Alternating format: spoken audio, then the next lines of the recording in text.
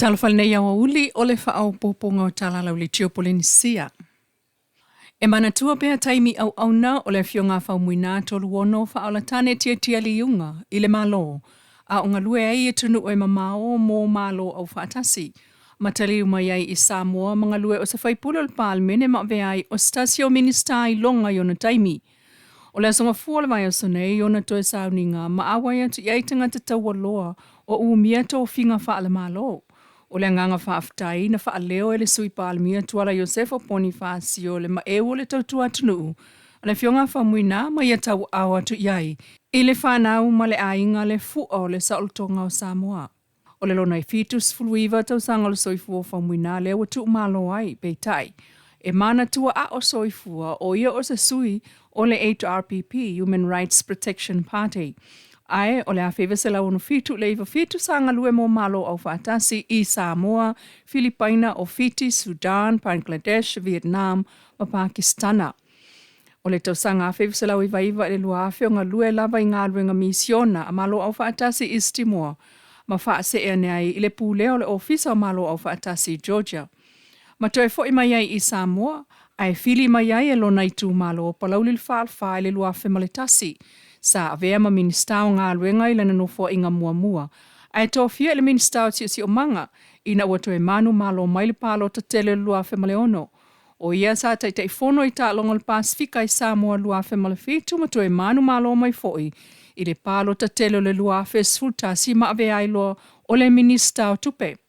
Peitain wha mawai mai le kāpeneta ia aperila lua whesfuta talu tua inga i sōtanga i le wha au ngā ino tupe i ngā ruenga wha ministau.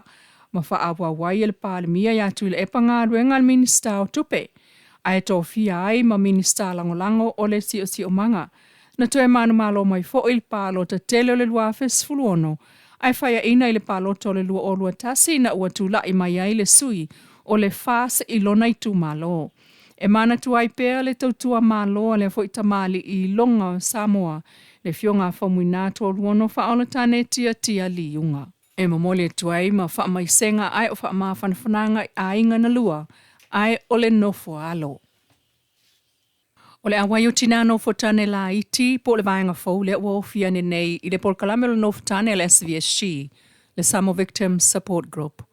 E le ngata o nofo tane FOU, ai o nofo tane tuai ma lato tane, wa awai uma ia o onga moto mai whaapitoe uma laval nei so i fuanga o mawai whaamanuianga tau tupe o lato ainga. O le whaamtalanga whaalawai tele mai le SVSG po le tō manga moe popoanga tia o lea o onga lea na whaia i vaiusu le vai o taluai.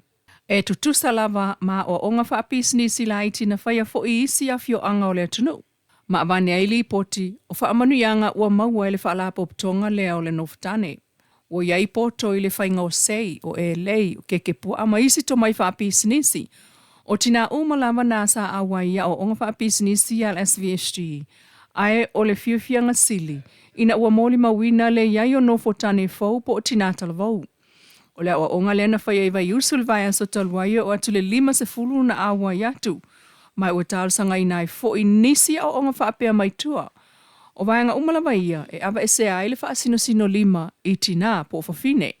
Ma ave ai Samoa o leisia tunuu, na lato sainia le malienga le sidoa le Convention to Eliminate Discrimination Against Women i le awhiwa se lau i valua.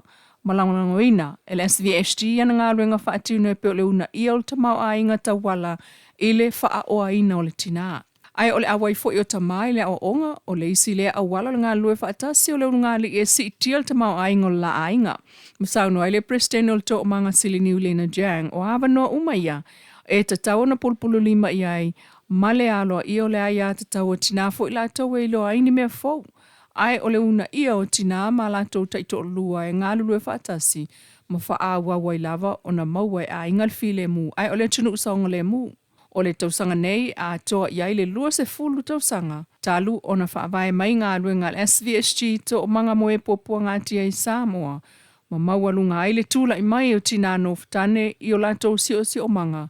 Ai o lato wa ia tatau. Ua whaopopo i si masini ATM o le faltupe o le BSP, the Bank South Pacific, i le whalaolo le mainai vai 5, ma le keke store i sa whata. Il whamtalanga whalau i tele ma le BSP, O le vaenga o le lato o onanga lau tele ia whaingofia i ana paanga ai o tangata asia simai o na maua tupe. E pe ona ta awele sunga tunu mofono Jennifer Ula Fruen, the country manager for Bank South Pacific i Samoa. O masini FOU ia ele ngata ina mawhai o na TALA mai ei tupe, ai umwhai ei fo o na whai ei teo ngā tupe. O au nanga ia tau masini ATM e TALA ma teo ei tupe i whalolo ta ua i lunga e maua i taimima sani e te TALA i nā pisinisi. Ua whaamangalo le whaife au le tino i tupe se fulu whaafe TALA. Lena tutongi atu ise tina Samoa na ia whaailoa e na te okaina ta avale mai Japani ai lea ise ta avale. Wai loa mulimuliane o se ngao i o inga tau whaavalea. Sa tātou fisilingia le whaafenga inga pe eise alava ua ea ilo no finingalo e whaamangalo le nei tina tau whaavalea. Ai o se tupe tele fo ile sifulu whaafe TALA ua ngau lea ise ta avale. Sa ia sa unoa sao o ile aingo le tina e avele tusi samania o le aso o le whaamsinonga. Awa sa whaasino ane stasi ia te ile me nofo ai. Mai o se vainga na whaate ia i leo o atu. O lo ono nofo mai le tina alea ma le whanau e to alima i se tama i whale o. Awa o lo oi whafo i ngā ruenga whaavai taimi lona to alua. Sau nol whaafenga inga o ina na ngalo vave ai le tupe ua ngau i le vai atu le tūlanga le ainga ma mata o le whanau to o tele. O le upol tu spa ia o le alofa e ufiufia ia ngasala i tele ma ia wha ngalo ai i le atina.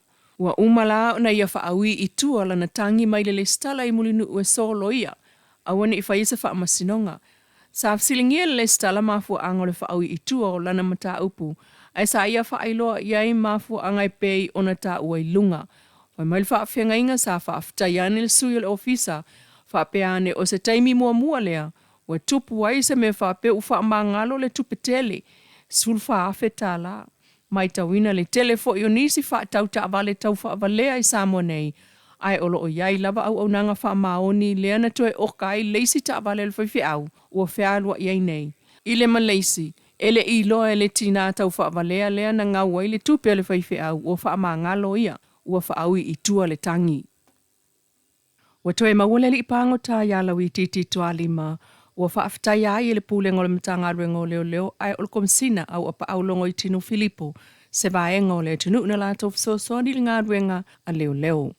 Le afief poa na fi sulfito matilu o lua lima. Le na mo le mawina mai ai ia le toe maua o le ali i ua savali le lua masina talo na sa ilia.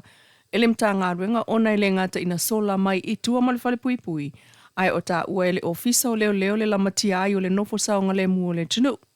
Peita o le fsosoani e tangata lau tele le sa ilinga o le ali i mamauane ai. Mai vai ai o ainga le tu malo flata pe on lip deal observer. Ele oilo ele teiminei pe na whaalafi e ainga ile nava i aina mauane ai. Mai o lo whaia i aiso e ngā leo. E o mai nei foi, ele i whaailoa mai ala vai leo pe na whaapefe o na sola i tua lau titi. Talu o le lotoa. Ua so o atua le pasi maa walunga. Ma waia ta ai tala e pito ilunga. Male fai toto au o mea e sulu ia matu waile leo. Ai o le mea pu ea ta lua fai tu la. O le faa awa wai o na sao mai fafo pango ta male lo toa i tan malala. Ua fisilingi ai fo ili pūlenga po o le au fai ngā duenga. Tala nao le nei au wili Samoa, mai lau le tio Polynesia sfa poponga ile lima ile fiafi.